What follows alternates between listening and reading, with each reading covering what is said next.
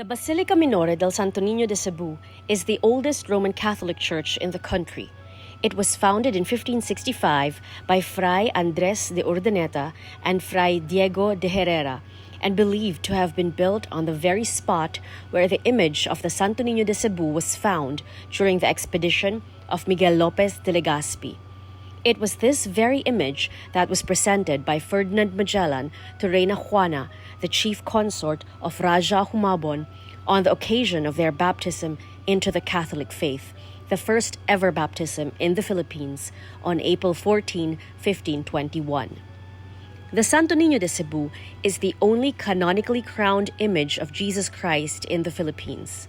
The annual dancing feast of Sinulog is held on the third Sunday of January every year in its honor.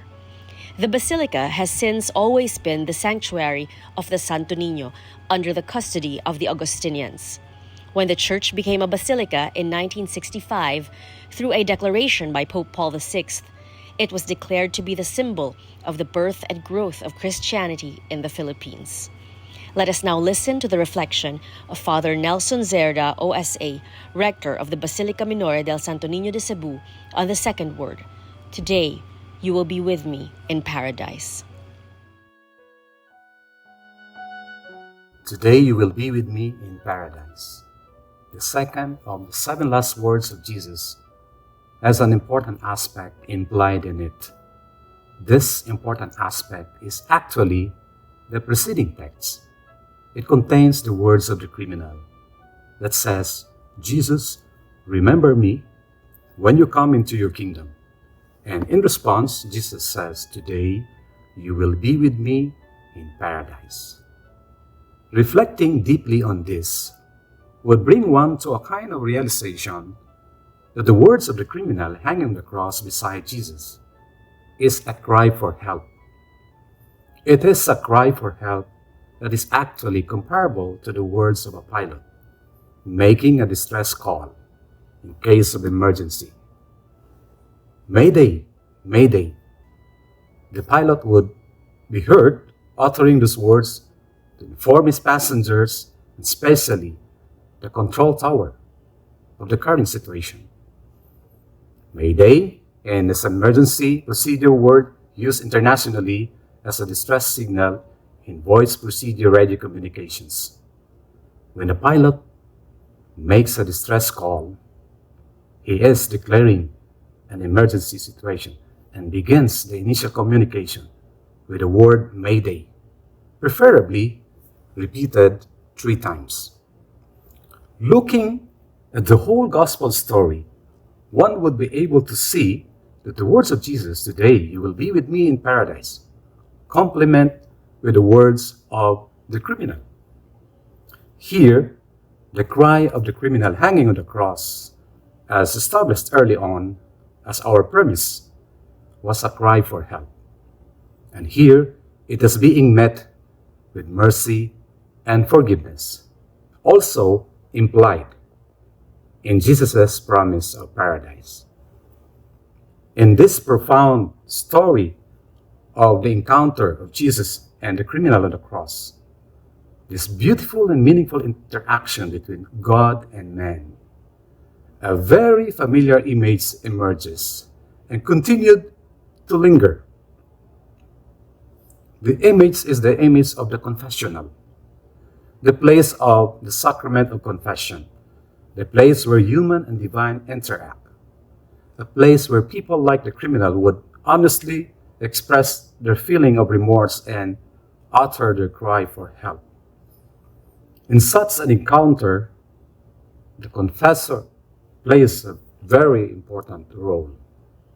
In our symbolism, in response to the distress call of the pilot, the control tower's primary responsibility is to direct and monitor the movement of aircraft within a designated area, such as safe access to a nearest airport, and by analogy, the response of Jesus to the criminal is similar to this.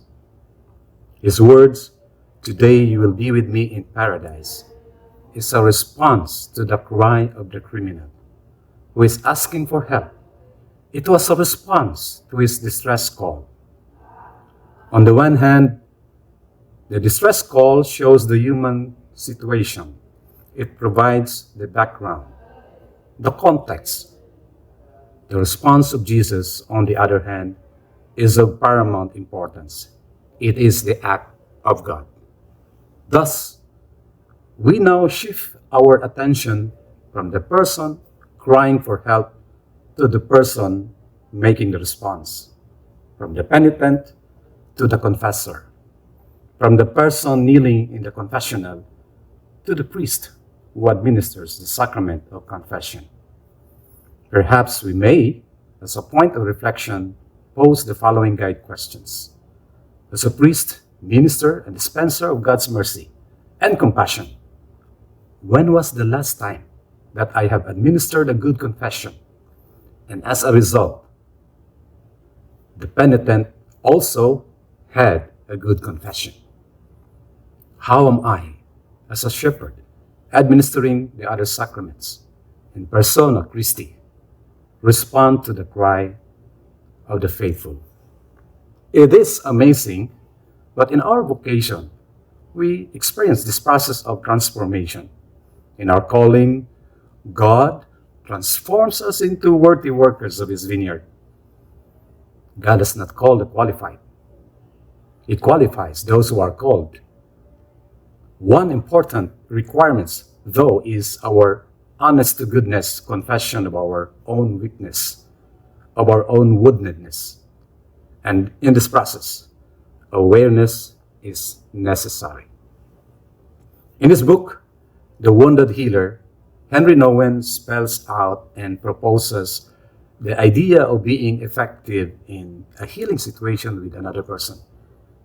It is actually formed and transformed by the integration of an understanding, acceptance, and acknowledgement of one's own woundedness.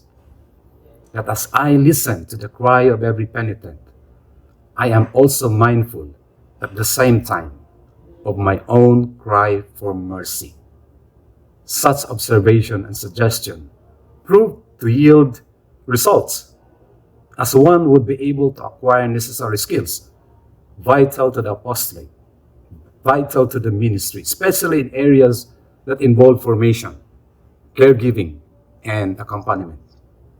This is very important, as woundedness is more often the convergence, the meeting point, the place of connection with penitents, and even with patients, as there are those who worked both in churches and in medical institutions, with the support from their families, and more importantly, the ministers who in the process have learned to empathize with them.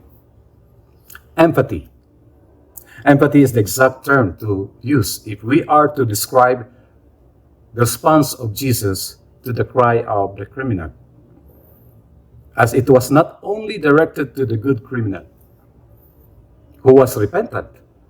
The promise of paradise is intended also to the other criminal, in spite of his adverse attitude, in spite of his attempt to tempt Jesus to do a miracle. And surely it is directed to all of us, in spite of our being sinful. It is interesting to note that empathy is very much possible in any given situation. In the ministry of accompaniment, it proves to provide an unconditional positive regard to the person. The crucifixion is a case in point. As you can see, it is a very humiliating condition. It was deliberately done on purpose that Jesus be crucified between two known criminals. It was purposely done to humiliate Jesus in front of the crowd and to rank him with robbers. And Jesus' response is pure empathy. With this, walk an extra mile, offer the other teachings. Empathizing does not only restore the dignity of the person, it empowers them to make the right decision and to do the next step. We hear the story of Zacchaeus, and how Jesus empathized with him, regarding him as also a son of Abraham, prompting Zacchaeus to make the decision and to give more. Responsible parents, with her authoritative parenting style, empower their children by, first, giving them a secure, safe, and nurturing environment, offering them unconditional love, caring touch, tenderness, and concern for their physical, emotional, and spiritual well-being. With a strong, loving foundation in place, they can now make responsible choices and decisions, which in turn provide new opportunities, new avenues for growth. Let me end this reflection with a story. While many stories of Eastern origin have been told about this penitent criminal, one legend would portray him as a kind of Judean Robin Hood who robbed the wealthy in order to give to the poor.